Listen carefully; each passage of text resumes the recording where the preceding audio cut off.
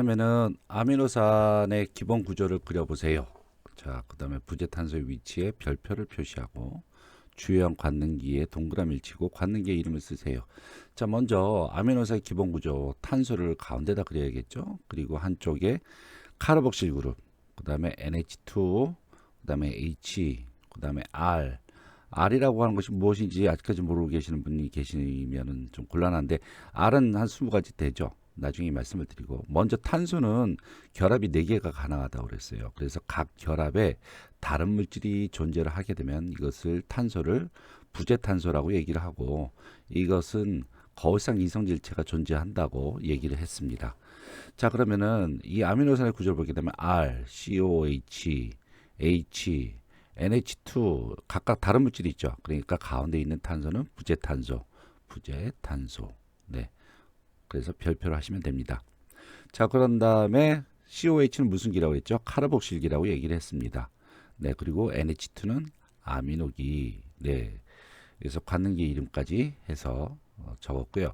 R은 한 그 체내에서 활용될 수 있는 것이 이제 한 20가지가 되죠. 그래서 생화학 때 여러분 이제 주로 그 20가지의 아미노산에 대해서 암기를 하시게 될 겁니다.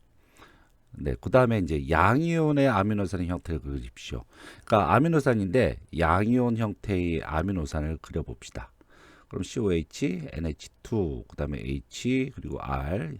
네. 그런데 이것이 이제 양이온이 된단 말이죠. 그럼 어디가 양이온이 돼야 될까? 네. 여기에 있는 NH2가 H 분자를, 그러니까 양선자를 하나 더 받아갖고 이것이 NH3. 그래서 플러스가 됐을 때 이것이 양이온 형태의 아미노산이라고 얘기를 할 수가 있겠고, 그리고 또 똑같이 한번 그려볼까요?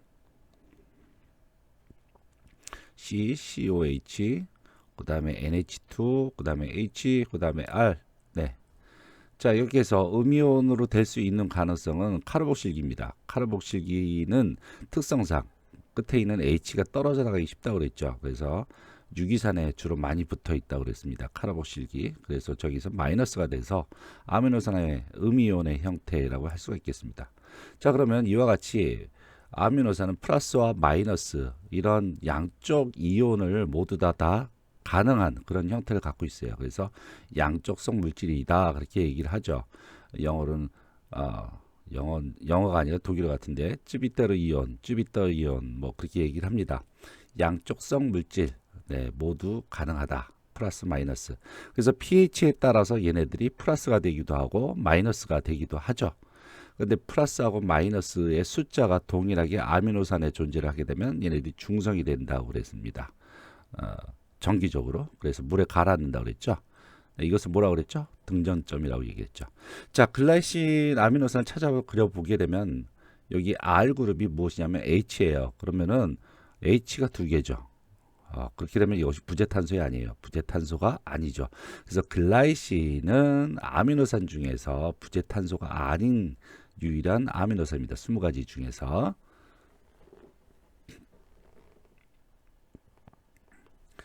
네. 그러면은 그 다음 페이지 한번 가볼까요? 2개의 아미노산을 나란히 그리래요. 네, 한번 나란히 그려볼까요? 이렇게 해서 이제는 너무 자주 그리니까 이거 미션지 연습하시면요 저절로 나오게 돼요. 자, R. 자, 옆에 또 하나의 아미노산을 그려봅시다. 얘네들은 R이 좀 다르다 생각해서 R2라고 합시다. 그리고 이렇게 놔두고요. 자, 그럼 다음에 2개의 아미노산을 축합 결합으로 결합하라고 그랬습니다. 축합이라고 하는 것이 뭐예요? 축합. 2개의 물질이 결합을 하게 되면서 물 분자가 빠져나오게 되면 이것을 축합이라고 그러죠. 자, 그러면은 2개의 아미노산을 연결을 해서 물 분자를 빼면 돼요. 자, 이것을 어떻게 그리면 더 편하냐면은 이렇게 그린 게 더 편해요. 자, 이것을 좀 분해합시다. 자, COH 그 다음에 NH2. 자, 이렇게 하면은 자, H2O를 빼면 되죠. H2O 요렇게 그냥 빼버립시다. 자, 빼버려요. 그러면은 얘네들이 최종적으로 모습이 어떻게 될까요? 자, 이거 다 지워버립시다. 네, 그냥 서로 이거 좀 위로 좀 쏟고, 자, 이렇게 연결하면 되죠. 그래서 물 분자가 빠져나오고서 2개의 아미노산이 결합했어요. 이런 것을 펩타이드 결합, 펩티드 결합 뭐 그렇게 얘기를 합니다. 물이 이렇게 빠져나오고요. 자, 이와 같이 두 개의 아미노산이 결합되는 것을 아미노산끼리 결합하는 이러한 반응, 축합 반응 이름을 무엇이라고 그런다? 펩티드 결합이다. 자, 이와 비슷한 것으로서 포도당이라든지 당이라든지 당끼리의 축합 반응이 일어나는 이러한 결합을 무슨 결합이라고 그랬죠? 글리코시딕 결합. 네, 글리코시딕 결합이라고 얘기했습니다. 뭐 이렇게 당 있고 뭐 알파냐 베타냐에 따라서 알파 일사결합, 베타 일사결합, 알파 일육결합 그런 거 얘기했죠. 예, 이런 것들이 글리코시딕 결합입니다. 자, 이제 구분이 되죠. 네, 아미노산끼리의 결합은 펩티드 결합, 그리고 당끼리의 결합은 글리코시딕 결합. 자, 이렇게 결합이 돼서 CO하고 NH 요거는요 판때기 같이 움직여요. 하나의 판처럼 움직여서 CO가 밑으로 내려가면 NH3 또 이렇게 한쪽으로 내려가고 이런 식으로 해서 판처럼 움직이기 때문에 얘네들은 굉장히 그 가운데 사실 연결되어 있는 파이프 같은 것이 돌지는 않아요. 같이 판으로 돕니다. 그래서 굉장히 모양이 좀 이렇게 자유롭게 이렇게 나오기가 힘들어서 얘네들이 어떻게 되냐면은 자, 만일 R이 굉장히 커다란 분자가 있다. 얘네들끼리 이제 서로 두 개의 그러한 아미노산이 연결해 갖고 연결하다 보니까 R 분자가 서로 커요. 그러면 얘들을 자연적으로 어떻게 배치하는 것이 얘들한테 편하겠어요. R 분자가 무척 커. 그래갖고 서로 자꾸 부딪혀. 그렇게 되면 어떻게 하는 것이 좋겠어요? R 분자가 하나가 내려오는 것이 낫겠죠. 이런 식으로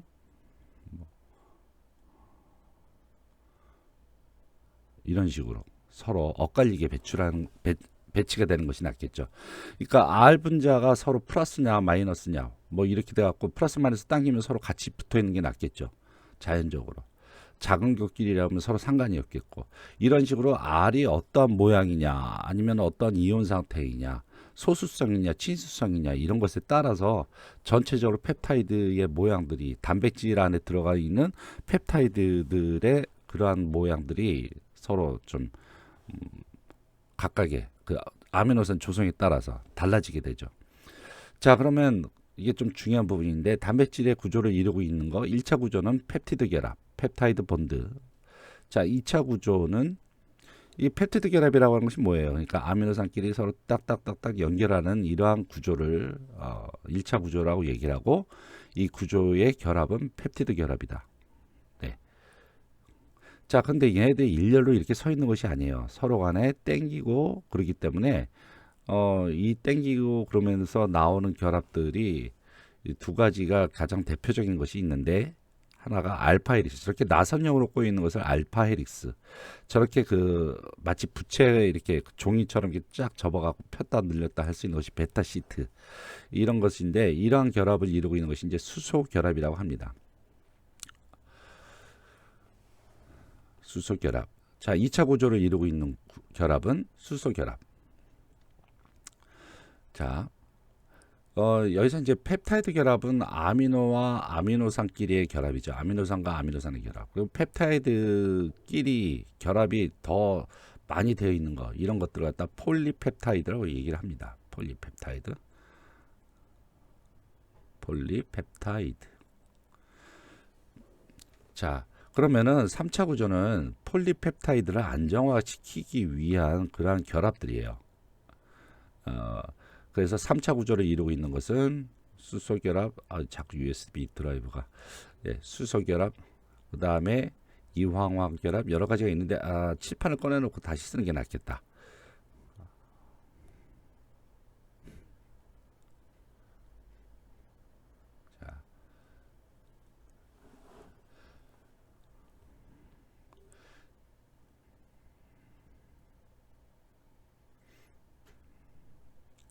자, 수소결합 아까 얘기했고요.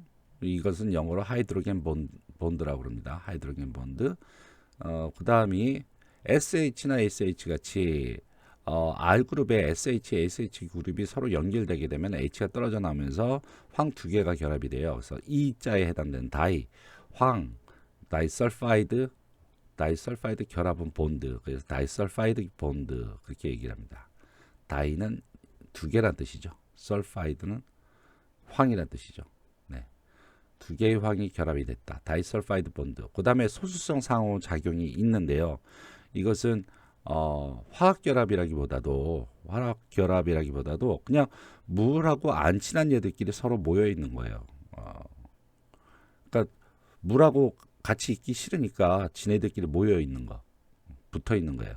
그래서 되도록이면 이제 분자량이 큰 것이나 플러스나 마이너스 같은 이온이 되어 있지 않는 것들, 그리고 CH3라든지 메틸기 같은 것으로만 이루어져 있는 것들, 이런 것들이 이제 소수성인데 물하고 안 친한 것들인데 지네들끼리 모여 있는 거, 이런 것을 소수성 상호작용이라고 그러고, 영어로는 하이드로포빅 인터액션이, 여기서는 본드라고 안 그러고 인터액션, 상호작용 그렇게 얘기합니다. 하이드로포빅은, 포빅이라는 것은 무엇을 싫어한다는 뜻이죠. 필릭은 좋아한다는 뜻이에요. 그래서 얘의 반대말은 하이드로필릭 그렇게 얘기를 하죠. 자, 이렇게 해서 수소결합, 이황화결합, 그 다음에 소수성 상호작용, 그 다음에 네 번째로는 정전기적 인력인데 뭐 플러스하고 마이너스하고 서로 붙는 거, 뭐 이온결합이라든지 이런 것들입니다. 그래서 대표적으로 이와 같이 수소결합, 이황화결합, 그 다음에 소수성 상호작용, 그 다음에 정전기적 인력, 뭐 이것이 이제 이온결합에 여기에 해당되겠죠. 자, 그러면 이제 4차 구조인데요. 4차 구조는 이와 같이 이루어진 3차 구조끼리 서로 회합하는 거예요. 서로 이렇게 모여 있는 거예요. 근데 이 모여 있는 것은 그냥 왜 모이느냐? 얘네들이 모여 있음으로써 어떠한 기능성을 발휘하게 됩니다. 그래서 4차 구조는 이 모이게 하는데, 모여서 자신만의 그런 단백질의 기능성을 나타나게 되는데 역할을 수행하는 것이죠.